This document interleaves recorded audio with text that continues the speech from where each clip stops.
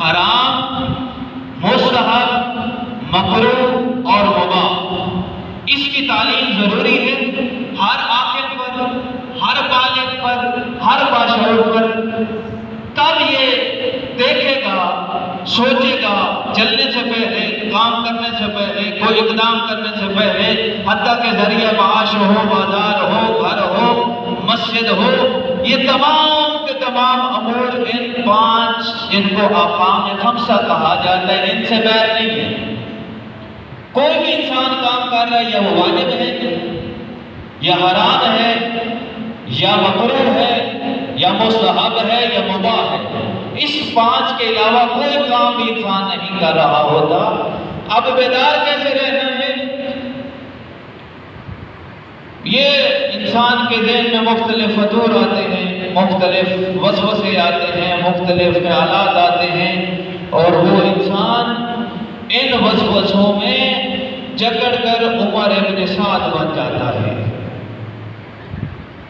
اور جو ان وسوسوں کا، ان سازشوں کا، شیطانی چالوں کا بیداری کے ساتھ توجہ کیجیے گا، بیداری کے ساتھ، ہوشیاری کے ساتھ، قلب سلیم کے ساتھ، عقل سلیم کے ساتھ اپنے آپ کو چوکنا رکھتا ہے، بیدار رکھتا ہے، وہ جہنم سے نکل کر جنت کا مستحق ہو کر حور بن جاتا ہے.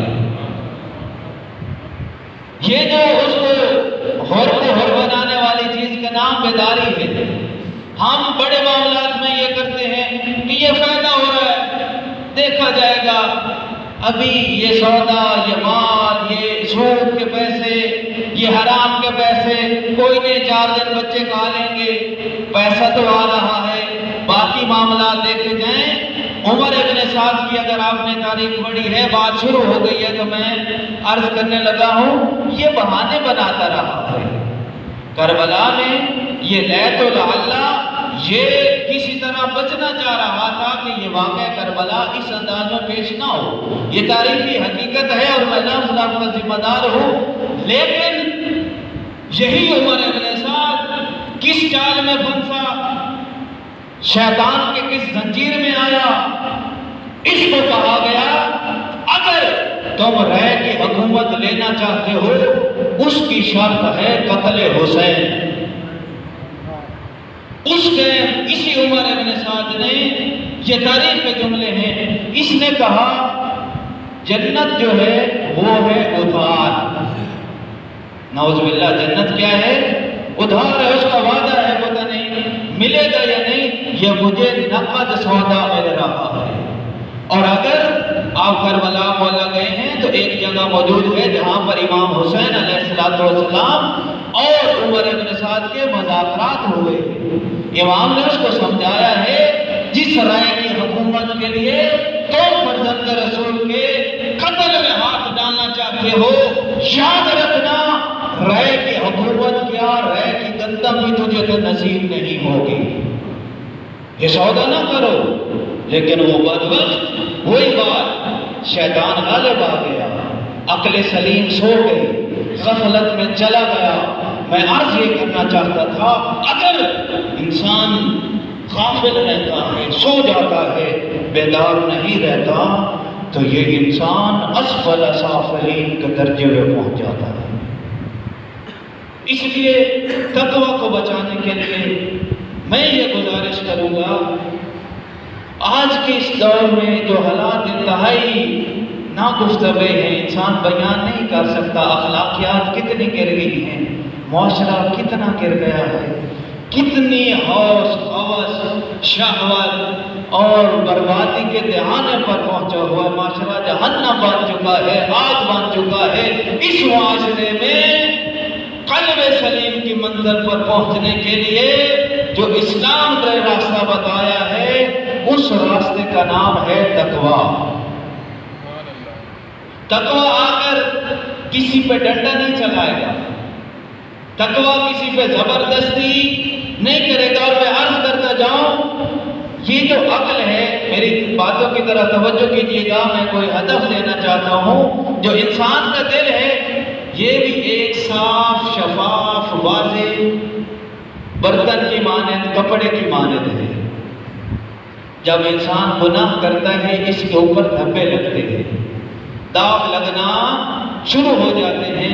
اگر انسان توبہ، جس کو نفس لوامہ کہتے ہیں، میرے پاس ٹائم نہیں ہے گزارش کرتا، نفس لوامہ انسان کو جھنجھوڑتا ہے ذہن میں، یہ میں نے کیا کیا ہے، میں تو علی مولا کا ماننے والا تھا، میں نے یتیم کا حق کھا لیا ہے، میں تو علی مولا کا ماننے والا تھا، میری نمازیں قضا ہوتی جا رہی ہے، میں تو علی مولا کا ماننے والا تھا، مجھے والدین کے احترام کا پتہ ہی نہیں ہے، میں تو علی مولا کا ماننے والا تھا، میرے محلے کی مسجدیں برباد ہیں، اذان ہوتی رہتی ہے، مجھے کوئی اثر نہیں، نہ مجھے جماعت سے قرض ہے، نہ مجھے بچوں کی تعلیم سے قرض ہے، مجھے اپنے کاروبار سے قرض ہے۔ یقین کیجئے یہ نفس لوامہ اس ٹائم تک رہتا ہے جب انسان توبہ کا دروازہ بند نہیں کرتا۔ خدا نخواستہ اگر توبہ کا دروازہ بند ہو جائے، اس کو کہتے ہیں قساوت قلبی، جس کو قرآن نے ختم اللہ علی قلوبہم کے عنوان سے پکارا ہے، وہاں پر نہ آیات اثر کرتی ہیں، حتیٰ کہ نبی کا فرمان، خود نبی کی باتیں نبی کی محفل میں بیٹھنے والا پر اثر نہیں کرتی۔ خدا نخواستہ کوئی اس منظر پر چلا جائے، اس مقام پر چلا جائے، وہاں پر دروازے بند ہو جاتے ہیں۔ شکر کرے اس پروردگار کا جو میں حالت گناہ میں موت نہیں دیتا، چاہتا ہم زنا کی حالت میں مر جاتے، چوری کی حالت میں مر جاتے، یہ اس نے فرصت دی ہے، یہ اس نے مہلت دی ہے۔ اے میرا بندہ، گناہ کر لیا ہے، معصیت کی ہے، میری نافرمانی کی ہے، میرا بندہ اپنے آپ کو جابر مت سمجھنا، اپنے آپ کو طاقتور مت سمجھنا، اپنے آپ کو قوی اور معتبر مت سمجھنا، تیری یہ جان میرے ایک امر کی محتاج ہے۔ اے میرا بندہ، اگر میں نے یہ فرصت دی ہے، دوبارہ تجھے زندگی کی مہلت دی ہے، یہ تیری اب زندگی گناہ سے توبہ طیب ہو کر، پاک و پاکیزہ ہو کر، علی اور اولاد علی کے کردار پر چلنا شروع کر دے، اگلے تیرے گناہ معاف کر دوں گا، آنے والی نیکیاں قبول کروں گا۔ اور یہی مفہوم ہے مودت اہل بیت کا۔ اگر